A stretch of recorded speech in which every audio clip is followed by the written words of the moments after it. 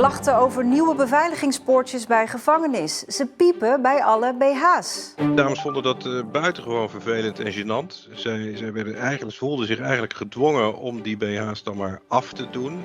En verder vandaag. Gemeenten blijven betalen voor lokale kranten.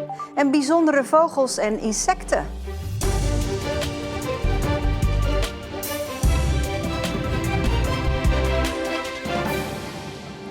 Goedenavond.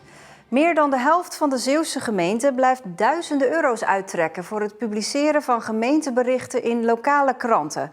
Ook nu dat niet meer verplicht is. Dat blijkt uit onderzoek van onze politieke redactie.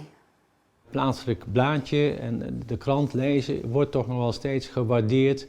En daar moet je dan ook gewoon mee dealen, om het zo uit te drukken. Tot nu toe moesten noodzakelijke publicaties zoals vergunningsaanvragen en dergelijke verplicht in lokale kranten gezet worden. Want jij hebt immers het recht om te weten dat jouw overbuurman van plan is een uitbouw te plaatsen. Maar met de nieuwe wet elektronische publicaties hoeft dat niet meer en verschuift de verplichting van de papieren krant naar de website officiëlebekendmakingen.nl. Die krant die is er eigenlijk gewoon altijd op gebouwd in het verleden. Die heeft een bepaalde kwaliteit, een bepaalde uitstraling, daar hoort het gemeentenieuws bij. En stel je voor dat hij er nou niet meer in zou staan, dan weet ik niet of die nou exact in diezelfde vorm uit zou kunnen komen. Dat is ook gewoon een stukje bijdrage vanuit de gemeente. Ja. Van ruim €13.000 in de gemeente Veren tot €58.000 in de gemeente Sluis. Al verschilt het per gemeente wel wat er allemaal onder dat bedrag valt. Sommige gemeenten rekenen alleen de noodzakelijke publicaties, zoals de vergunningsaanvragen, terwijl andere gemeenten juist hele pagina's meerekenen waarin ook raadsleden aan het woord komen. En hoewel dit niet meer hoeft, blijven Zeeuwse gemeenten het massaal doen. Online zou je het vinden als je er naar op zoek gaat, maar je gaat er niet naar op zoek. Dat is het punt. En offline kun je de inwoners echt proactief communiceren. En zeker in een lokale krant waarvan je weet van die slaat goed aan in de gemeente, die wordt goed gelezen. Dan moet je juist dat soort bekendmakingen ook inzetten. Daarom wordt er volgens Van Iwaarden veelal voor de papieren krant gekozen. En daar is hij blij mee, want inkomsten van gemeenteadvertenties kunnen ze hier goed gebruiken. Op die manier snijdt het mes dus aan twee kanten. We hebben pas ook nog een enquête gehouden, die is best representatief geweest, waar toch blijkt dat 75% van de mensen het heel erg waarderen dat onze bekendmakingen en onze nieuwsvertrek vanuit de gemeente naar de inwoners toe toch wordt geplaatst in de Scheldepos. Het blaadje wordt echt wel goed gelezen. En die afweging maak je dan, moet je dat dan toch nog online of zelf met die Scheldepos doorhalen? Nou, dan is de keuze makkelijk gemaakt, gewoon doorgaan ermee. De enquête was niet representatief omdat slechts 80 van de ruim 9000 inwoners de vragen invulden. Maar voor de gemeente Capelle voldoende reden om er toch mee door te gaan. Ja, niet helemaal representatief, maar als je dat vergelijkt met andere enquêtes en die trekt die lijn door, dan is je wel degelijk indirect representatief te benoemen. En voor ons voldoende aanleiding om te zeggen van nou, dit moeten we handhaven zo. De Zeeuwse overheden zien, net als veel adverteerders, nog heil in dat papieren stukje informatie. De uitgevers zien nog brood, dus die lokale krant, die is voorlopig nog niet dood. BH uit of naar huis. Bij gevangenis Torentijd in Middelburg voelen de vrouwelijke werknemers zich volgens een brief van vakbond FNV tot deze keuze verplicht. De nieuwe beveiligingspoortjes zorgen er namelijk voor dat de vrouwen met BH niet pieploos het gebouw in kunnen. De vakbond vindt dat belachelijk. Dames vonden dat buitengewoon vervelend en gênant. Zij voelden zich eigenlijk gedwongen om die BH's dan maar af te doen. Onder het oog van collega's. Daar kan je ook niks aan doen, want het was geen afgeschermde ruimte waarin ze die BH's af moesten doen. En daar stonden die dames, die voelden ze toch wel heel erg dat ze in hun hemd stonden natuurlijk. Torentijd wil alleen schriftelijk reageren op de brief van FNV. Een woordvoerder van Torentijd laat weten dat er geen vrouwelijke werknemers zijn gedwongen om hun BH uit te trekken of om een verlofdag op te nemen. Wel laat de gevangenis weten dat de vrouwen 2 maanden hebben om aan de nieuwe poortjes te wennen. Er werken 71 vrouwen in Torentijd, van wie volgens de woordvoerder een klein aantal problemen ervaart met de poortjes. De vakbond gaat na de zomer verder in gesprek met de gevangenis. De stranden van de gemeente Sluis zijn uitgeroepen tot schoonste van Nederland. Van onvoorstelbare kwaliteit volgens de jury. Rapportcijfer 9,8, geen afval te vinden op het strand. Er zijn dan ook veel palen met afvalzakjes, containers om afval te scheiden en strandgangers worden er veelvuldig op gewezen hun vuilnis op te ruimen. Zo concludeert de hoofdinspecteur van Strand Nederland tevreden. Meer dan de helft van de Zeeuwse bedrijven die vorig jaar NOW-steun hebben aangevraagd in verband met corona, moet dat mogelijk terugbetalen. Daarvoor waarschuwt uitkeringsinstantie UWV. Dat komt omdat die bedrijven nog geen definitieve berekening hebben aangevraagd. En dat is wel verplicht, want daarmee wordt bepaald op hoeveel loonsteun ze daadwerkelijk recht hebben. Het geld van vorig jaar was een tegemoetkoming. Het gaat in Zeeland om ruim 1600 bedrijven die dat nog moeten doen. Het liep storm bij de zomerviskaravaan in Goes. De lokale hengelsportvereniging en Sportvisserij Nederland wil de jeugd kennis laten maken met sportvissen en ze de fijne kneepjes van het vak leren. En daar waren bijna 100 kinderen wel voor te porren.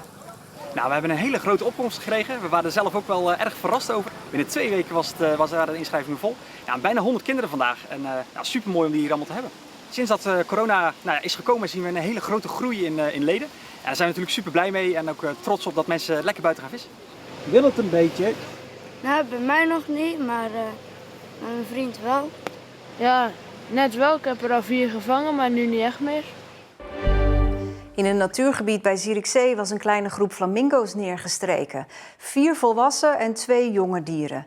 Het waren wilde flamingo's en dat is erg bijzonder volgens vogelkenner Ted Sluiter. Iets noordelijker in de Grevelingen zit elke winter een groep flamingo's, maar die zijn geringd. Sluiter denkt dat deze flamingo's uit Zuid-Europa kwamen. De vogels zijn inmiddels gevlogen. En bij Biervliet is een vlinder gezien waarvan al 50 jaar werd gedacht dat hij niet meer in Nederland voorkwam. Dit is hem, de gevlamde grasuil. De nachtvlinder werd bij toeval ontdekt. Dat werd gemeld bij het Zeeuwse Landschap. En toen 2 vlinderexperts gingen kijken bij schorrengebied Paulina Schor, bleken er zelfs 30 gevlamde grasuilen te zitten.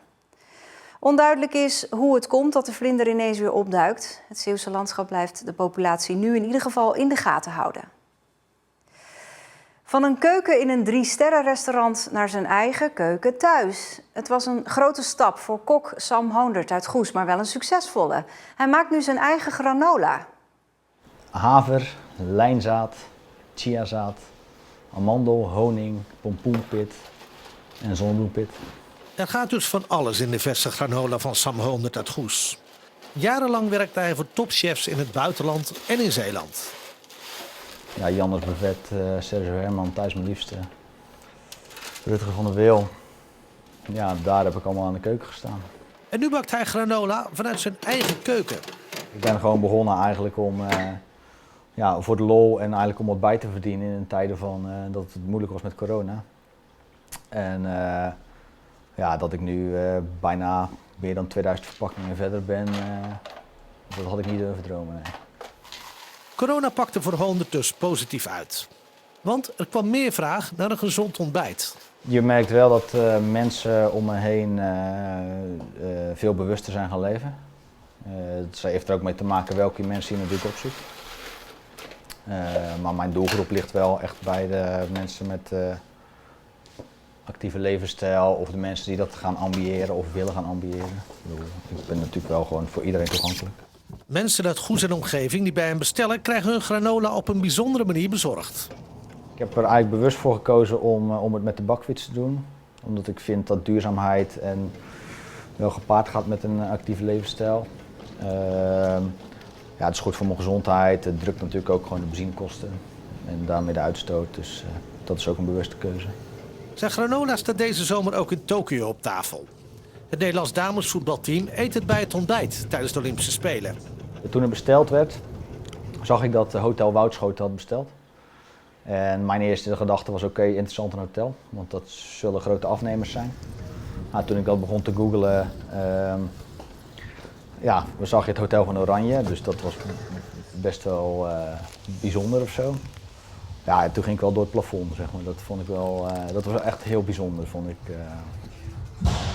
Hey, dankjewel man. 2 porties. Dankjewel. Dankjewel. Tot de volgende.